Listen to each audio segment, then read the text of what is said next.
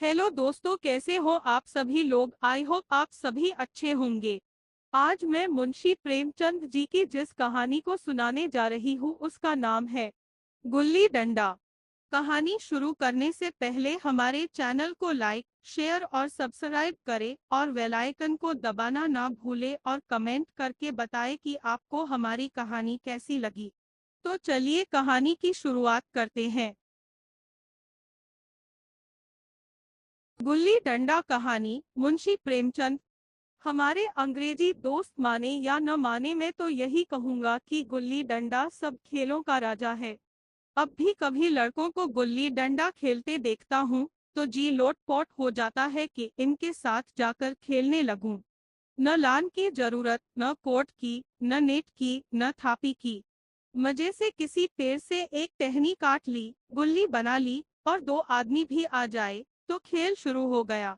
विलायती खेलों में सबसे बड़ा ऐब है कि उसके सामान महंगे होते हैं। जब तक कम से कम एक सैकड़ा न खर्च कीजिए, खिलाड़ियों में शुमार ही नहीं हो पाता। यहाँ गुल्ली डंडा है कि बना हर फिटकरी के चोखा रंग देता है, पर हम अंग्रेजी चीजों के पीछे ऐसे दीवाने हो रहे हैं कि अपनी सभी चीजों से अरुचि हो गई। स्कूलों में हर एक लड़के से 3-4 रुपए सालाना केवल खेलने की फीस ली जाती है। किसी को यह नहीं सूझता कि भारतीय खेल खिलाएं जो बिना दाम कौड़ी के खेले जाते हैं। अंग्रेजी खेल उनके लिए है जिनके पास धन है। गरीब लड़कों के सिर क्यों यह व्यसन मढ़ते हो। ठीक है, गुल्ली से आंख फूट जाने का भय रहता है, तो क्या क्रिकेट से सिर फूट जाने, तिल्ली फट जाने, टांग टूट जाने का भय नहीं रहता। अगर हमारे माथे में गुल्ली का दाग आज तक बना हुआ है, तो हमारे कई दोस्त ऐसे भी हैं जो थापी को बैसाखी से बदल बैठे। यह अपनी अपनी रुचि है। मुझे गुल्ली ही सब खेलों से अच्छी लगती है और बचपन की मीठी स्मृतियों में गुल्ली ही सबसे मीठी है। वह प्रातःकाल घर से निकल जाना, वह पेड़ पर चढ़कर टहनियाँ काटना और गुल्ली डंडे बनाना, वह उत्साह, वह खिलाड़ियों के जमघटे, वह पदना और पदाना, वह लड़ाई झगड़े, वह सरल स्वभाव जिससे छूत अछूत, अमीर गरीब का बिल्कुल भेद न रहता था, जिसमें अमीराना चोचलों की, प्रदर्शन की, अभिमान की गुंजाइश ही न थी। यह उसी वक्त भूलेगा जब जब घरवाले बिगड़ रहे हैं, पिताजी चौके पर बैठे वेग से रोटियों पर अपना क्रोध उतार रहे हैं, अम्मान की दौड़ केवल द्वार तक है, लेकिन उनकी विचारधारा में मेरा अंधकारमय भविष्य टूटी हुई नौका की तरह डगमगा रहा है, और मैं हूँ कि पदाने में मस्त हूँ। न नहाने की सुधि है, न खाने की। गुल्ली है तो जरा सी, पर उसमें दुनिया भर की मिठाइयों की मिठास और तमाशों का आनंद भरा हुआ है। मेरे हमजोलियों में एक लड़का गया नाम का था। मुझसे 2-3 साल बड़ा होगा। दुबला, बंदरों की सी लंबी लंबी पतली पतली उंगलियां, बंदरों की सी चपलता, वही झल्लाहट। गुल्ली कैसी ही हो, पर इस तरह लपकता था जैसे छिपकली कीड़ों पर लपकती है। मालूम नहीं उसके माँ बाप थे या नहीं, कहाँ रहता था, क्या खाता था, पर था हमारे गुल्ली क्लब का चैंपियन। जिसकी तरफ वह आ जाए उसकी जीत निश्चित थी। हम सब उसे दूर से आते देख उसका दौड़कर स्वागत करते थे और अपना गोइयां बना लेते थे। एक दिन मैं और गया दो ही खेल रहे थे। वह पदा रहा था, मैं पद रहा था, मगर कुछ विचित्र बात है कि पदाने में हम दिन भर मस्त रह सकते हैं, पदना 1 मिनट का भी अखरता है। मैंने गला छुड़ाने के लिए सब चालें चली जो ऐसे अवसर पर शास्त्र विहित न होने पर भी क्षम्य है, लेकिन गया अपना दाव लिए बगैर मेरा पिंड न छोड़ता था। मैं घर की ओर भागा। अनुनय विनय का कोई असर न हुआ था। गया ने मुझे दौड़कर पकड़ लिया और डंडा तानकर बोला, मेरा दाव देकर जाओ। पदाया तो बड़े बहादुर बनके पदने के बेर क्यों भागे जाते हो। तुम दिन भर पदाओ तो मैं दिन भर पदता रहूं। हाँ, तुम्हें दिन भर पदना पड़ेगा। न खाने जाऊं, न पीने जाऊं। हाँ, मेरा दाव दिए बिना कहीं नहीं जा सकते। मैं तुम्हारा गुलाम हूँ। हाँ, मेरे गुलाम हो। मैं घर जाता हूँ, देखून मेरा क्या कर लेते हो। घर कैसे जाओगे, कोई दिल लगी है। दाव दिया है, दाव लेंगे। अच्छा, कल मैंने अमरूद खिलाया था। वह लौटा दो। वह तो पेट में चला गया। निकालो पेट से। तुमने क्यों खाया मेरा अमरूद? अमरूद तुमने दिया तब मैंने खाया। मैं तुमसे मांगने न गया था। जब तक मेरा अमरूद न दोगे मैं दाव न दूंगा। मैं समझता था न्याय मेरी ओर है। आखिर मैंने किसी स्वार्थ से ही उसे अमरूद खिलाया होगा। कौन निस्वार्थ किसी के साथ सलूक करता है? भिक्षा तक तो स्वार्थ के लिए देते हैं। जब गया ने अमरूद खाया तो फिर उसे मुझसे दाव लेने का क्या अधिकार है? रिश्वत देकर तो लोग खून पचा जाते हैं। यह मेरा अमरूद यूं ही हजम कर जाएगा। अमरूद पैसे के 5 वाले थे जो गया के बाप को भी नसीब न होंगे। यह सरासर अन्याय था। गया ने मुझे अपनी ओर खींचते हुए कहा, मेरा दाव देकर जाओ। अमरूद समरूद मैं नहीं जानता। मुझे न्याय का बल था। वह अन्याय पर डटा हुआ था। मैं हाथ छुड़ाकर भागना चाहता था। वह मुझे जाने न देता। मैंने उसे गाली दी, उसने उससे कड़ी गाली दी, और गाली ही नहीं, एक चाटा जमा दिया। मैंने उसे दांत काट लिया। उसने मेरी पीठ पर डंडा जमा दिया। मैं रोने लगा। गया मेरे इस अस्त्र का मुकाबला न कर सका। मैंने तुरंत आंसू पोंछ डाले, डंडे की चोट भूल गया और हंसता हुआ घर जा पहुंचा। मैं थानेदार का लड़का एक नीच जात के लौंडे के हाथों पिट गया। यह मुझे उस समय भी अपमानजनक मालूम हुआ, लेकिन घर में किसी से शिकायत न की। दो उन्हीं दिनों पिताजी का वहां से तबादला हो गया। नई दुनिया देखने की खुशी में ऐसा फूला कि अपने हमजोलियों से बिछुड़ जाने का बिल्कुल दुख न हुआ। पिताजी दुखी थे। वह बड़ी आमदनी की जगह थी। अम्मां जी भी दुखी थी। यहाँ सब चीज सस्ती थी और मोहल्ले की स्त्रियों से घराव सा हो गया था। लेकिन मैं सारे खुशी के फूला न समाता था। लड़कों में जीत उड़ा रहा था। वहाँ ऐसे घर थोड़े ही होते हैं। ऐसे ऐसे ऊंचे घर हैं कि आसमान से बातें करते हैं। वहाँ के अंग्रेजी स्कूल में कोई मास्टर लड़कों को पीटे तो उसे जेहल हो जाए। मेरे मित्रों की फैली हुई आंखें और चकित मुद्रा बतला रही थी कि मुझसे उनकी निगाह में कितनी स्पर्धा हो रही थी। मानो कह रहे थे, तू भगवान हो भाई, जाओ। हमें तो इसी उजड़ ग्राम में जीना भी है और मरना भी। 20 साल गुजर गए। मैंने इंजीनियरिंग पास की और उसी जिले का दौरा करता हुआ उसी कस्बे में पहुंचा और डाक बंगले में ठहरा। उस स्थान को देखते ही इतनी मधुर बाल स्मृतियां हृदय में जाग उठी कि मैंने छड़ी उठाई और कस्बे की सैर करने निकला। आंखें किसी प्यासे पथिक की भांति बचपन के उन क्रीड़ा स्थलों को देखने के लिए व्याकुल हो रही थी, पर उस परिचित नाम के सिवा वहां और कुछ परिचित न था। जहां खंडहर था वहां पक्के मकान खड़े थे। जहां बरगद का पुराना पेड़ था वहां अब एक सुंदर बगीचा था। स्थान की काया पलट हो गई थी। अगर उसके नाम और स्थिति का ज्ञान न होता तो मैं उसे पहचान भी न सकता। बचपन की संचित और अमर स्मृतियां बाहें खोले अपने उन पुराने मित्रों से गले मिलने को अधीर हो रही थीं, मगर वह दुनिया बदल गई थी। ऐसा जी होता था कि उस धरती से लिपट कर रोऊं और कहूं, तुम मुझे भूल गई। मैं तो अब भी तुम्हारा वही रूप देखना चाहता हूँ। सहसा एक खुली जगह में मैंने 2-3 लड़कों को गुल्ली डंडा खेलते देखा। एक क्षण के लिए मैं अपने को बिल्कुल भूल गया कि मैं एक ऊंचा अफसर हूँ, साहबी हाथ में, रौब और अधिकार के आवरण में। जाकर एक लड़के से पूछा, क्यों बेटे, यहाँ कोई गया नाम का आदमी रहता है? एक लड़के ने गुल्ली डंडा समेटकर सहमे हुए स्वर में कहा, कौन गया? गया चमार। मैंने यूं ही कहा, हाँ हाँ वही। गया नाम का कोई आदमी है तो? शायद वही हो। हाँ, है तो। जरा उसे बुला सकते हो? लड़का दौड़ता हुआ गया और एक क्षण में एक 5 हाथ के काले देव को साथ लिए आता दिखाई दिया। मैं दूर से ही पहचान गया। उसकी ओर लपकना चाहता था कि उसके गले लिपट जाऊं, पर कुछ सोचकर रह गया। बोला, कहो गया, मुझे पहचानते हो? गया ने झुककर सलाम किया, हाँ मालिक, भला पहचानूंगा क्यों नहीं। आप मजे में हो? बहुत मजे में। तुम अपनी कहो। डिप्टी साहब का साइज हूँ। मतई, मोहन, दुर्गा सब कहाँ है? कुछ खबर है? मतई तो मर गया, दुर्गा और मोहन दोनों डाकिया हो गए हैं। आप? मैं तो जिले का इंजीनियर हूँ। सरकार तो पहले ही बड़े जहीन थे। अब कभी गुल्ली डंडा खेलते हो? गया ने मेरी ओर प्रश्न भरी आंखों से देखा। अब गुल्ली डंडा क्या खेलूंगा सरकार, अब तो धंधे से छुट्टी नहीं मिलती।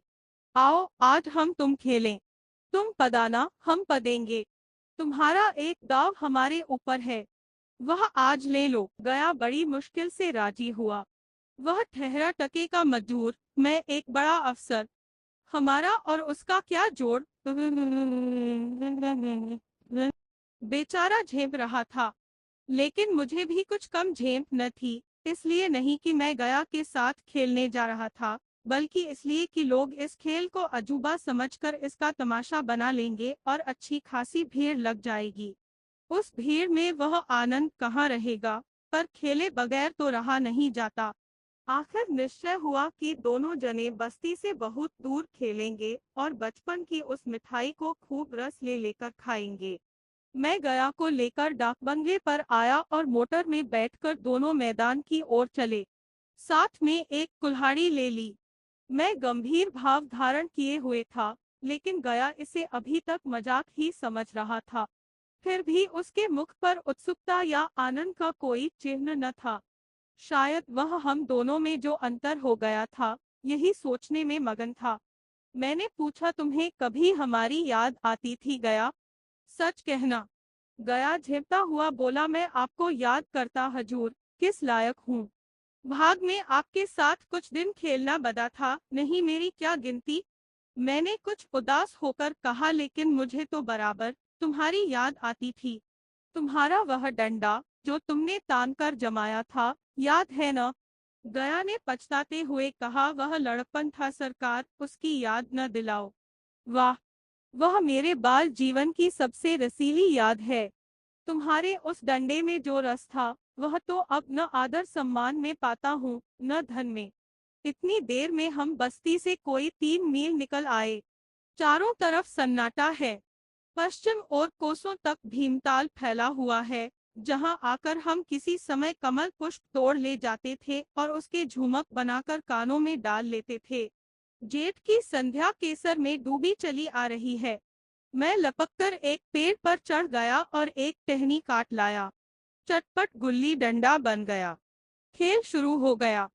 मैंने गुच्ची में गुल्ली रखकर उछाली। गुल्ली गया के सामने से निकल गई। उसने हाथ लपकाया, जैसे मछली पकड़ रहा हो। गुल्ली उसके पीछे जाकर गिरी। यह वही गया है, जिसके हाथों में गुल्ली जैसे आप ही आकर बैठ जाती थी। वह दाहिने बाएं कहीं हो, गुल्ली उसकी हथेली में ही पहुंचती थी, जैसे गुल्लियों पर वशीकरण डाल देता हो। नई गुल्ली, पुरानी गुल्ली, छोटी गुल्ली, बड़ी गुल्ली, नोकदार गुल्ली, सपाट गुल्ली सभी उससे मिल जाती थी। जैसे उसके हाथों में कोई चुंबक हो, गुल्लियों को खींच लेता हो। लेकिन आज गुल्ली को उससे वह प्रेम नहीं रहा। फिर तो मैंने पदाना शुरू किया। मैं तरह तरह की धांधलियां कर रहा था। अभ्यास की कसर बेईमानी से पूरी कर रहा था। कुछ जाने पर भी डंडा खेले जाता था। हालांकि शास्त्र के अनुसार गया की बारी आनी चाहिए थी। गुल्ली पर उठी चोट पड़ती और वह जरा दूर पर गिर पड़ती, तो मैं झपट कर उसे खुद उठा लेता और दोबारा ताड़ लगाता। गया यह सारी बेकायदगियां देख रहा था, पर कुछ न बोलता था, जैसे उसे वह सब कायदे कानून भूल गए। उसका निशाना कितना अचूक था। गुल्ली उसके हाथ से निकलकर टन से डंडे से आकर लगती थी। उसके हाथ से छूटकर उसका काम था डंडे से टकरा जाना, लेकिन आज वह गुल्ली डंडे में लगती ही नहीं। कभी दाहिने जाती है, कभी बाएं, कभी आगे, कभी पीछे। 8 घंटे पदाने के बाद एक गुल्ली डंडे में आ लगी। मैंने धांधली की, गुल्ली डंडे में नहीं लगी। बिल्कुल पास से गई, लेकिन लगी नहीं। गया ने किसी प्रकार का असंतोष प्रकट नहीं किया। न लगी होगी। डंडे में लगती तो क्या मैं बेईमानी करता? नहीं भैया, तुम भला बेईमानी करोगे? बचपन में मजाल था कि मैं ऐसा घपला करके जीता बचता। यही गया गर्दन पर चढ़ बैठता, लेकिन आज मैं उसे कितनी आसानी से धोखा दिए चला जाता था। गधा है। सारी बातें भूल गया। सहसा गुल्ली फिर डंडे से लगी और इतनी जोर से लगी जैसे बंदूक छूटी हो। इस प्रमाण के सामने अब किसी तरह की धांधली करने का साहस मुझे इस वक्त भी न हो सका, लेकिन क्यों न एक बार सबको झूठ बताने की चेष्टा करूं। मेरा हरज की क्या है, माँ गया तो वाह वाह, नहीं दो चार हाथ पदना ही तो पड़ेगा। अंधेरा का बहाना करके जल्दी से छुड़ा लूंगा, फिर कौन दाव देने आता है। गया ने विजय के उल्लास में कहा, लग गई लग गई। तन से बोली, मैंने अनजान बनने की चेष्टा करके कहा, तुमने लगते देखा? मैंने तो नहीं देखा। तन से बोली, है सरकार, और जो किसी ईंट से टकरा गई हो। मेरे मुख से यह वाक्य उस समय कैसे निकला, इसका मुझे खुद आश्चर्य है। इस सत्य को झुठलाना वैसा ही था जैसे दिन को रात बताना। हम दोनों ने गुल्ली को डंडे में जोर से लगते देखा था, लेकिन गया ने मेरा कथन स्वीकार कर लिया। हाँ, किसी ईंट में ही लगी होगी, डंडे में लगती तो इतनी आवाज न आती। मैंने फिर पदाना शुरू कर दिया, लेकिन इतनी प्रत्यक्ष धांधली कर लेने के बाद गया की सरलता पर मुझे दया आने लगी। इसीलिए जब तीसरी बार गुल्ली डंडे में लगी तो मैंने बड़ी उदारता से दाव देना तय कर लिया। गया ने कहा, अब तो अंधेरा हो गया है भैया, कल पर रखो। मैंने सोचा, कल बहुत सा समय होगा, यह न जाने कितनी देर पदाए, इसलिए इसी वक्त मुआमला साफ कर लेना अच्छा होगा। नहीं नहीं, अभी बहुत उजाला है, तुम अपना दाव ले लो, गुल्ली सूझेगी नहीं। कुछ परवाह नहीं। गया ने पदाना शुरू किया, पर उसे अब बिल्कुल अभ्यास न था। उसने 2 बार टार लगाने का इरादा किया, पर दोनों ही बार हुच गया। 1 मिनट से कम में वह दाव खो बैठा। मैंने अपनी हृदय की विशालता का परिचय दिया। एक दाव और खेल लो, तुम तो पहले ही हाथ में हुच गए। नहीं भैया, अब अंधेरा हो गया, तुम्हारा अभ्यास छूट गया, कभी खेलते नहीं। खेलने का समय कहाँ मिलता है भैया। हम दोनों मोटर पर जा बैठे और चिराग जलते जलते पड़ाव पर पहुंच गए। गया चलते चलते बोला, कल यहाँ गुल्ली डंडा होगा, सभी पुराने खिलाड़ी खेलेंगे, तुम भी आओगे?